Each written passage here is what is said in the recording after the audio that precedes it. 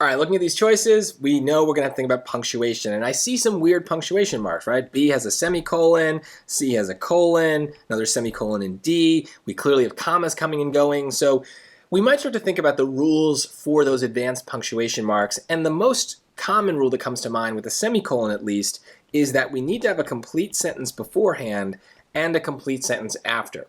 So that's probably what should be the first in your mind, and then that might be like, okay, well, this is clearly a case where they're asking about sentence structure. So let's see, do we have complete sentences? Nigerian author, this person, celebrated literary oeuvre, includes The Joys of Motherhood, a novel about the changing roles of women in 1950s Lagos, A Kind of Marriage, a television play about the private struggles of a newlywed couple in Nigeria, ooh, and look at that, and Head Above Water, her autobiography. So I've just changed my mind. This is definitely the 98% of the time rule that we're going to use for semicolons, is that they separate two complete sentences.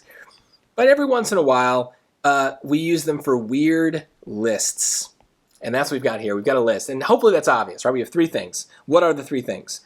Number one is The Joys of Motherhood, right?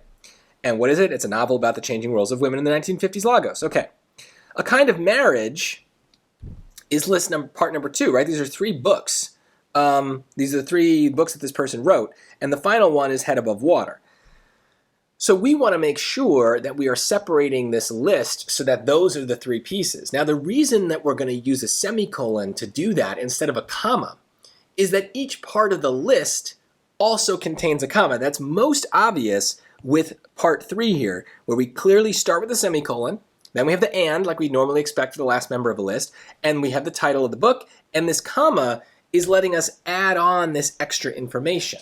So it's a description, sometimes we might call that a positive, but basically it's a little extra something that's not necessary, but we're adding it. But because we need a comma to add it, it would be really confusing if we also used commas to separate the parts of the list. Then it would be very difficult for your reader to know which things are like items in the list and which things are descriptions of those items. So the semicolon, in this case, saves us. So first and foremost, let's make sure we get a semicolon. Where does it go? Well, we're going to need it, and since each of these things each of the pieces of the list is the book, we probably need it right before the book. So that's going to get rid of A, which has no semicolon at all. And let's get rid of C, which has the colon, which I'm not even going to bother talking about here. It has nothing to do with anything. We associate colons with lists, but even if you do, that's not like a real rule, and it's not even remotely plausible here. So it really now is between B and D, and we need to think next about the comma, or lack thereof. Do we need a comma after A Kind of Marriage? Well, if you were writing the sentence on your own and had to make decisions in all the parts about what punctuation to use, you might have some trouble. But luckily, they kind of made the decision for us. It's fairly obvious just based on like what's going on here.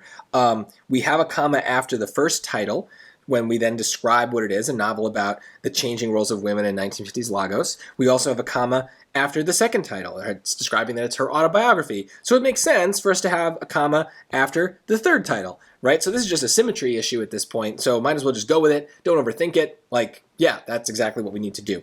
So I will say that, like, at first I was kind of wrong about this question, right? I had certain ideas about what they'd be testing just based on the answer choices, but then as I read the sentence, I had to shift those ideas to match what the actual sentence structure was like. It was a list. And so certain things are going to trigger you to think about certain grammar rules. Semicolons have certain ideas associated with them, but so do lists. And so we just need to make sure that no matter what we're doing, we're kind of being flexible as we get more information about the sentences, so that way we can adjust and kind of find these weird situations that might apply.